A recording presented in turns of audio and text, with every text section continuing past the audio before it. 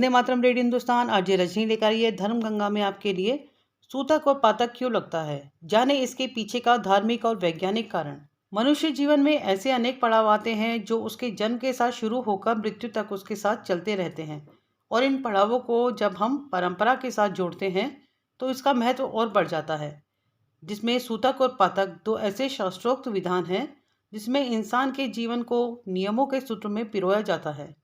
लेकिन बहुत कम लोग जानते हैं कि सूतक और पातक क्या होते हैं और उनका जीवन पर क्या असर पड़ता है।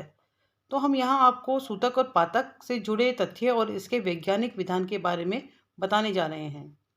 बच्चे के जन्म के समय लगता है सूतक। जब किसी परिवार में बच्चे का जन्म होता है तो उस परिवार में सूतक लग जाता है। जन्म के बाद नवजात की पीढ़ियों को हुई अशुद्धता 3 और 4 पीढ़ी तक 10 दिन बनी रहती है, जबकि 5 पीढ़ी तक 6 दिन गिनी जाती है। एक रसोई में भोजन करने वालों की पीढ़ी नहीं गिनी जाती, वहाँ पूरा 10 दिन का सूतक माना जाता है। इन 10 दिनों में घर परिवार के सदस्य धार्मिक गतिविधियों में भाग नहीं ले सकते।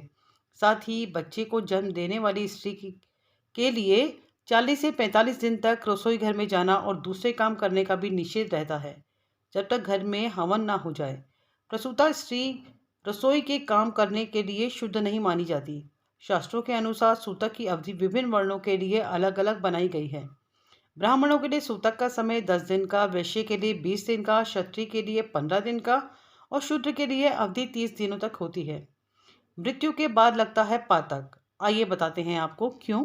जिस तरह घर में बच्चे के जन्म के बाद सूतक लगता है, उसी तरह गरुड़ पुराण के अनुसार परिवार में किसी सदस्य की मृत्यु होने पर लगने वाले सूतक को पातक कहते हैं।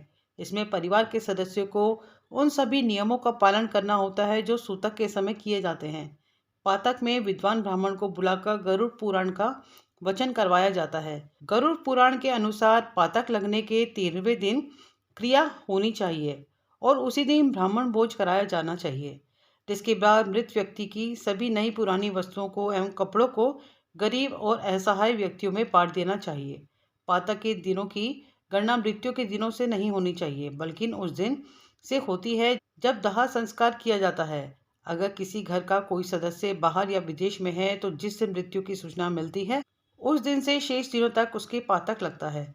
लेकिन अगर मृत्यु की ये सूचना 12वें दिन के बाद मिले तो स्नान मात्र से शुद्धि प्राप्त हो जाती है। सूतक और पातक के पीछे का वैज्ञानिक विधान बताते हैं आपको। सूतक और पातक केवल धार्मिक कर्मकांड नहीं है, बल्कि इन दोनों के पीछे महत्वपूर्ण वैज्ञानिक तथ्य भी है।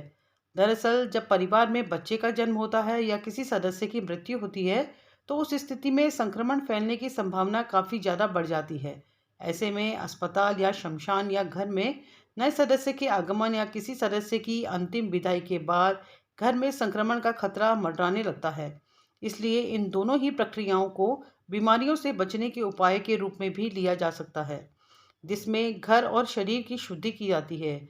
आमतौर पर जब सूतक और पातक की अवधि समाप्त हो जाती है तो घर में हवन किया जाता है, जिसके पीछे का उद्देश्य वातावरण को शुद्ध करना होता है, ताकि हवा में जितनी भी तरह की अशुद्धियां हैं वो नष्ट हो जाएं। हवन के बाद परम पिता परमेश्वर से नई शुरुआत के लिए प्रार्थना की जाती है, जिसके बाद सभी सामान्य जिंदगी जीने की तरफ अग्रसर होते हैं।